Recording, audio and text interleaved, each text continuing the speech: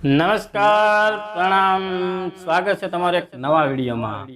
મિત્રો પસંદ આવે તો વિડીયોને લાઈક, શેર અને નવા હોય તો ચેનલને સબસ્ક્રાઇબ જરૂરથી કરજો।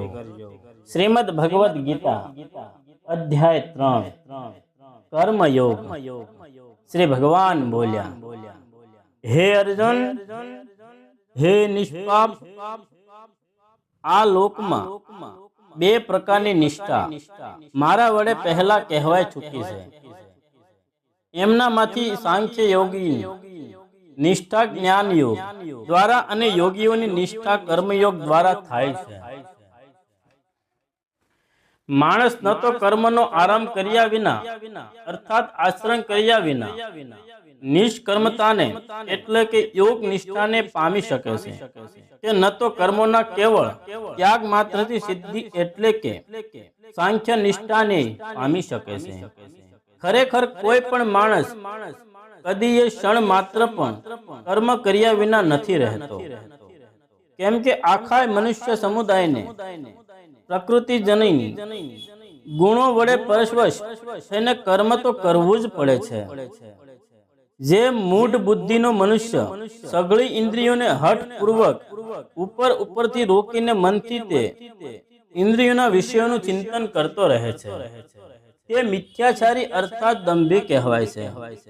પરંતુ હે અર્જુન, જે પુરુષ મન વડે ઇન્દ્રિયોને વશમાં કરી અનાસક્ત થઈને સઘળી ઇન્દ્રિયો દ્વારા કર્મયોગનું આચરણ કરે છે તે યોગી શ્રેષ્ઠ છે। આથી તું શાસ્ત્ર વિહિત સ્વધર્મ રૂપી કર્તવ્ય કર્મ કર, કેમ કે કર્મ ન કરવા કરતા કર્મ કરવું શ્રેષ્ઠ છે।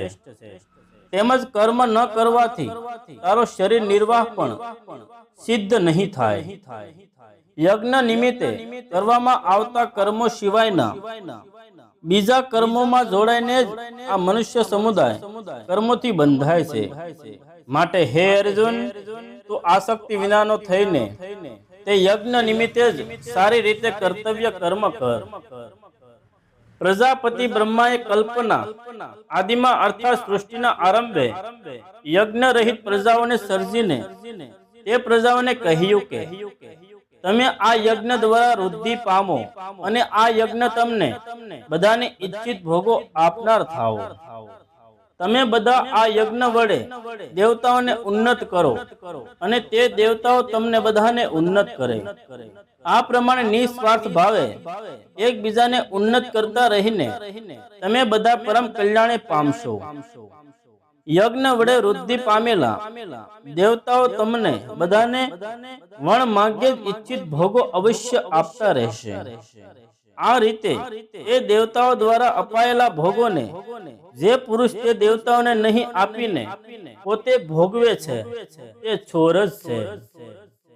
યજ્ઞમાંથી વધેલા અન્નને આરોગનારા શ્રેષ્ઠ પુરુષો સર્વ પાપોથી મુક્ત થઈ જાય છે, અને જે પાપીઓ પોતાના શરીરના પોષણ માટે જ અન્ન રાંધે છે તેઓ તો પાપને જ ખાય છે।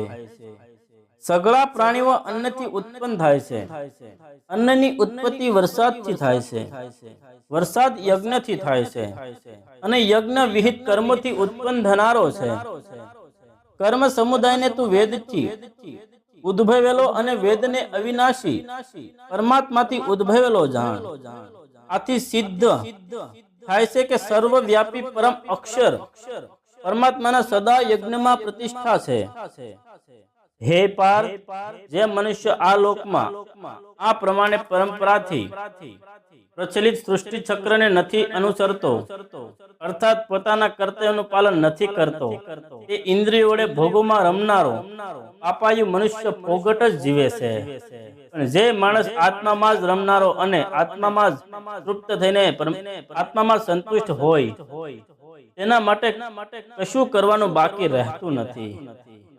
એ મહાપુરુષનું આ સંસારમાં ન તો કર્મ કરવાથી કશું પ્રયોજન રહે છે કે ન તો કર્મ ન કરવાથી કશું પ્રયોજન રહે છે।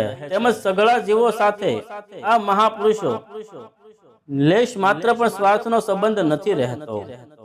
આથી તું નિરંતર આસક્તિ વિનાનો થઈ જા।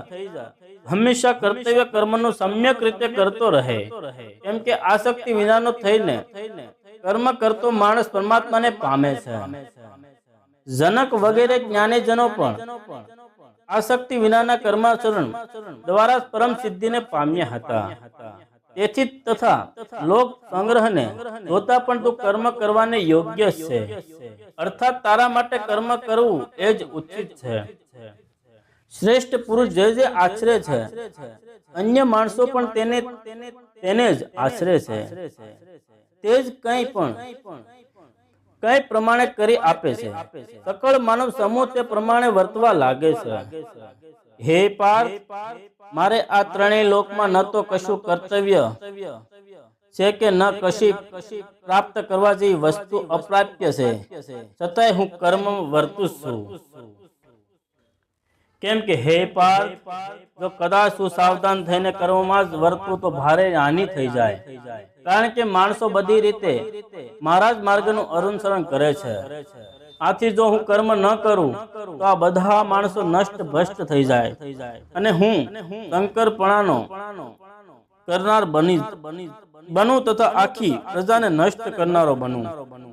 માટે હે ભારત, કર્મમાં આસક્ત થયેલા અજ્ઞાનીજનો જે પ્રમાણે કર્મ કરે છે, આસક્તિ વિનાનો વિદ્વાન પણ લોક સંગ્રહની ઈચ્છા રાખતો તે જ પ્રમાણે કર્મ કરે છે.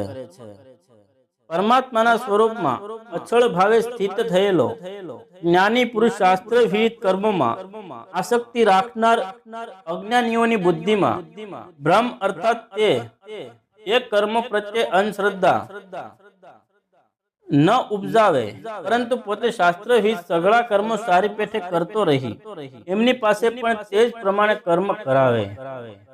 વાસ્તવમાં સઘળા કર્મો સર્વ પ્રકારે પ્રકૃતિના ગુણો વડે કરવામાં આવે છે, છતાં પણ અહંકાર દ્વારા મોહિત થયેલા અંતઃકરણનો અજ્ઞાની હું કરતા છું એમ માને છે.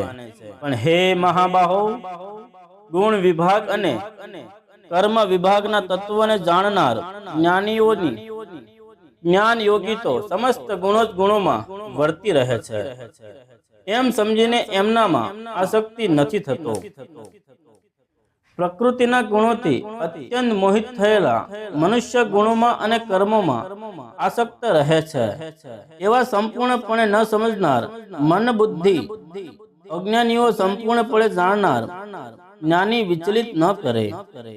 મુજ અંતર્યામી પરમાત્મામાં પરોવાયેલા ચિત્ત દ્વારા સઘળા કર્મોને મારામાં સમર્પીને ઈચ્છા વિનાનો, મમત્વ વિનાનો અને સંતાપ વિનાનો થઈને તું યુદ્ધ કર. જે માણસો દોષ દ્રષ્ટિ વિનાના અને શ્રદ્ધાળુ બનીને મારામાં આ મતને સદા અનુસરે છે તેઓ પણ સર્વ કર્મોથી છૂટી જાય છે. પણ જે માણસો મારામાં દોષારોપણ કરીને મારામાં મત અનુસાર નથી ચાલતા એ મૂર્ખાઓને તો સર્વ જ્ઞાનીઓમાં મોહિત અને નષ્ટ થયેલા સમજ. સર્વ પ્રાણીઓના પ્રકૃતિને પામે છે, એટલે કે પોતાના સ્વભાવને વશ થઈને કર્મો કરે છે. જ્ઞાની પણ પોતાની પ્રકૃતિ અનુસાર શ્રેષ્ઠતા કરે છે, એમાં કોઈનો દુરાગ્રહ શું કરવાનો.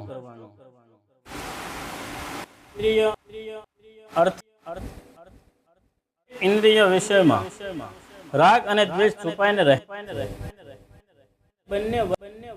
થવું, કેમ કે તે બંને એના કલ્યાણ માર્ગમાં વિઘ્નો ઉભા કરનારા મહાશત્રુઓ છે. સારી રીતે આચરવામાં આવેલા અન્યના ધર્મ કરતા ગુણ વિનાનો હોવા છતાં પણ પોતાનો ધર્મ ઘણો સઢિયાતો છે. પોતાના ધર્મમાં તો મરવું પણ કલ્યાણકારી છે, જ્યારે અન્યનો ધર્મ તો ભયપ્રદ છે. રજો ગુણમાંથી ઉદ્ભવેલો આ કામ જ ક્રોધ છે. આ ઘણો ખાનારો એટલે કે ભોગોથી કદી ન ધરાતો અને મહાપાપી છે. આને જ તું આ બાબતમાં વેરી જાણ. જેમ ધુમાડાથી અગ્નિ અને મેલથી દર્પણ ઢંકાઈ જાય છે, તથા જેમ ઓરથી ગર્ભ ઢંકાયેલો રહે છે, તેમજ એ કામ વડે આ જ્ઞાન ઢંકાયેલું રહે છે. હે કૌંતેય, આ અગ્નિથી પેટે કદી પૂર્ણ ન થનારા કામરૂપી જ્ઞાનીઓના નિત્ય વેરી વડે માણસોનું જ્ઞાન ઢંકાયેલું છે.